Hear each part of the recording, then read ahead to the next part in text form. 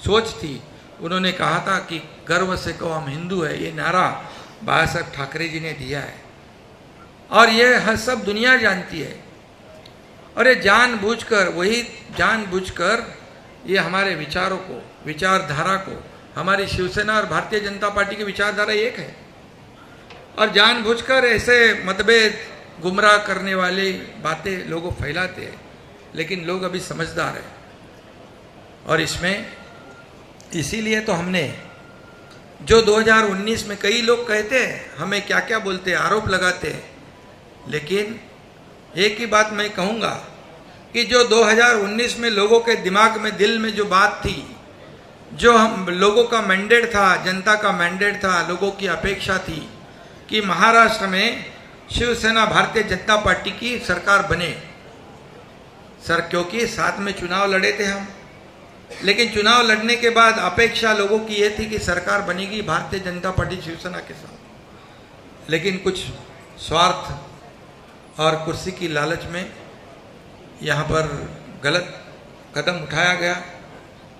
लेकिन हम लोगों ने 8-9 महीने पहले उसको सुधार दिया। जो लोगों की अपेक्षा थी वो हमने वैसी सरकार स्थापित की और इसीलिए तो आप जानते हो कि जहाँ जहाँ हम लोग जाते हैं लोगों का इतना बड़ा प्रतिसाद होता है, लोगों के चेहरे से दिख जाता है क्या है, उनके मन की बात जो थी, उनके दिल में जो था, वैसी सरकार हमने स्थापित की है।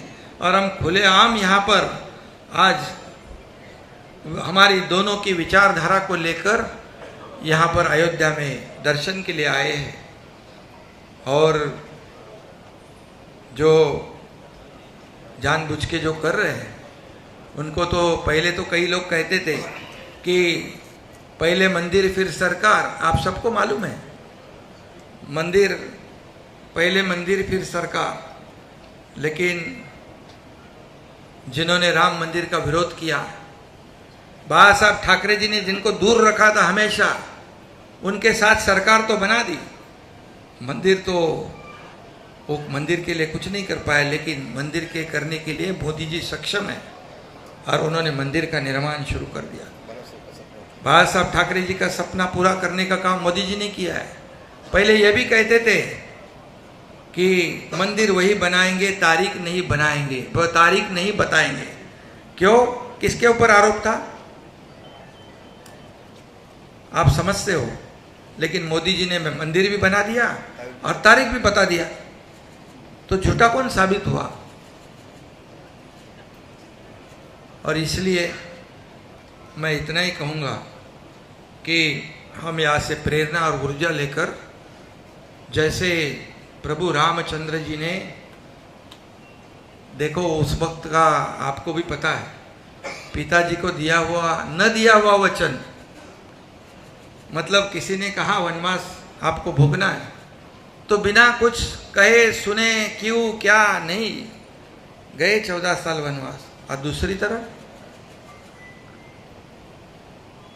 तरफ क्या हुआ आपको मालूम है, मुझे बताने की जरूरत नहीं है।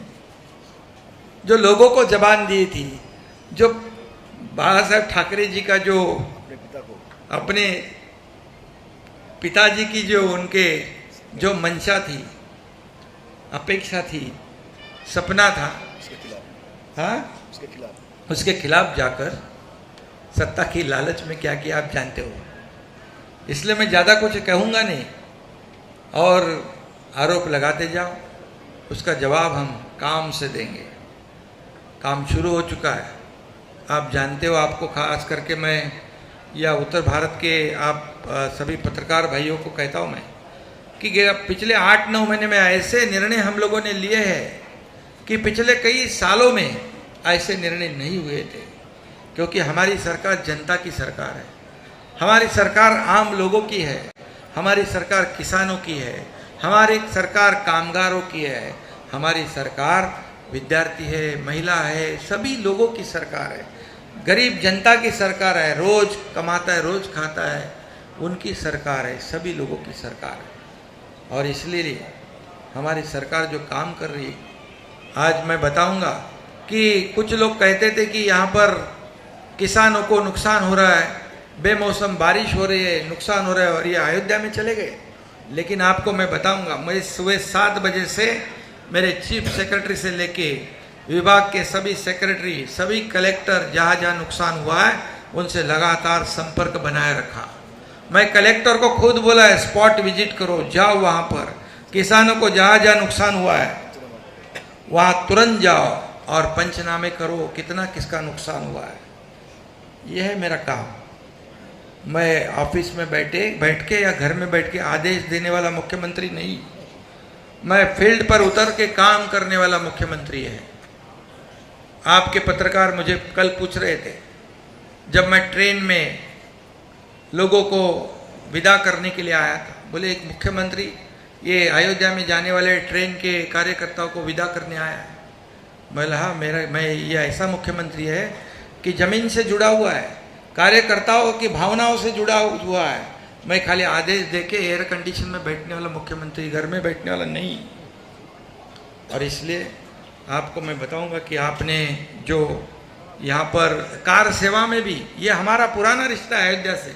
मुझे याद है कि हमारे धर्मवीर आनंद दिगे जी, हमारे गुरु, उन्होंने भी उस कार सेवा में चांदी की ईंट भेंट की थी। ये भी मुझे मालूम है, हम साथ में थे। और बाला साहब जी का, ठाकरे जी का तो रिश्ता, हमारे सभी लोगों का जो अयोध्या से जो एक रिश्ता है, एक नाता जो है, वो राजनीतिक नहीं है, भावनिक आस्था का विषय, हमारी श्रद्धा का विषय और अस्मिता का विषय। इतना ही मैं आज कहूँगा। और आप सब लोगों को मैं धन्यवाद देना चाहता हूँ कि आप लोगों ने इतने बड़ी, देखो थोड़ी सी धक्का मुक्की हो गई, आप लोगों की इधर कभी मैं छोटा इंटरव्यू दे नहीं पाया, भागते भागते सब, पब्लिक भी बहुत इतनी थी, आप भी जानते हो। तो अभी यहाँ पर प्रोटोकॉल भी नहीं रहा, वो सब पुलिस भी टेंशन में, सब लोग टेंशन में। मंत्री महोदय बोले ये गाड़ी में बैठो, मैं बोला अरे भाई मैं कार्यकर्ता से जुड़ा हुआ आदमी हूँ। तो थोड़ा बहुत सभी लोगों को इनकन्वीनियंस हुआ होगा, किसी को थोड़ी बहुत तकलीफ हुई तो क्षमा चाहता हूँ और सभी लोगों को मैं धन्यवाद देना चाहता हूँ। आणि मराठी हाँ नहीं मराठी का बोलतो जरा हाँ।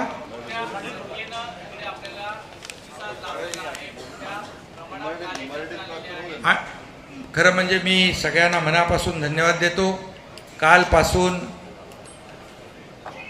लखनौ विमानतळापासून जे भव्य दिव्य असं स्वागत या ठिकाणी उत्तर भारत आणि अयोध्येतल्या लोकांनी केलं, त्याबद्दल मी सगळ्यांना मनापासून धन्यवाद यासाठी देतो की अतिशय भगवं माहोल, भगवं वादळ या ठिकाणी पाहायला मिळालं। कार्यकर्त्यांमध्ये प्रचंड जोश होता, उत्साह होता, जल्लोष होता आणि भक्ती होती, श्रद्धा होती। यापूर्वी पण मी आलो, यापूर्वी मी नियोजन तयारी करायला यायचो, पण आज मला माझ्या कार्यकर्त्यांनी, सगळ्या पदाधिकाऱ्यांनी एवढा प्रचंड माहोल इकडे तयार झाला। लोक आले, अयोध्येतले लोक, लखनौमधले लोक, मंत्रीजी स्वतः, योगीजी माझ्याशी स्वतः बोलले, त्यांनी सगळं नियोजन केलं। या सगळ्यांना मी मनापासून धन्यवाद देतो। अयोध्या आणि राम मंदिर हे आमच्यासाठी राजनैतिक मुद्दा नाही, राजकीय मुद्दा नाही। हा बाळासाहेबांपासूनचा तमाम लाखो करोडो देशवासियांसाठी, राम भक्तांसाठी अस्मितेचा मुद्दा आहे, श्रद्धेचा मुद्दा आहे आणि हे राम मंदिर आणि अयोध्या हिंदुत्वाचं प्रतीक आहे। आणि म्हणून या ठिकाणी आम्ही यावेळेस आलोय। यावेळेचं वेगळेपण काय? यावेळेचं वेगळेपण म्हणजे आम्ही प्रभू रामचंद्राच्या आशीर्वादाने या ठिकाणी धनुष्यबाण मिळाला, नाव मिळालं, मुख्यमंत्री पद मिळाल्यानंतर पहिल्यांदा मी या ठिकाणी आलोय। त्याचा मला आनंद आहे आणि अभिमान देखील आहे आणि समाधान देखील आहे। सगळ्या हजारो राम भक्तांना मी मनापासून धन्यवाद देतो, त्यांनी उत्स्फूर्त स्वागत केलं। पत्रकारांना देखील मनापासून धन्यवाद देतो की आपणही मेहनत सगळी घेतली आणि राम मंदिर निर्माणचं जे काम इथे सुरू आहे ते पाहून तर म्हणजे कोणी विश्वास ठेवू शकत नाही की इतक्या वेगाने, स्पीडने या मंदिराचं काम सुरू आहे। हजारो लाखो करोडो लोकांच्या मनात स्वप्न होतं, इच्छा होती या अयोध्येमध्ये भव्य दिव्य राम मंदिर झालं पाहिजे। बाळासाहेबांचं स्वप्न होतं, आमच्या हिंदुहृदय सम्राट बाळासाहेबांचं, की अयोध्येत राम मंदिर व्हावं, 370 कलम हटावं, मला ते म्हणायचे एक दिवस मला प्रधानमंत्री बनवा, इस देश का एक दिन प्रधानमंत्री बनाओ, मैं राम मंदिर बनाऊंगा और कश्मीर में 370 धारा हटाऊंगा, ये बाळासाहेब ठाकरेजीने कहा था, हे त्यांनी सांगितलं होतं. आणि म्हणून या ठिकाणी आज ते स्वप्न पूर्ण होतंय.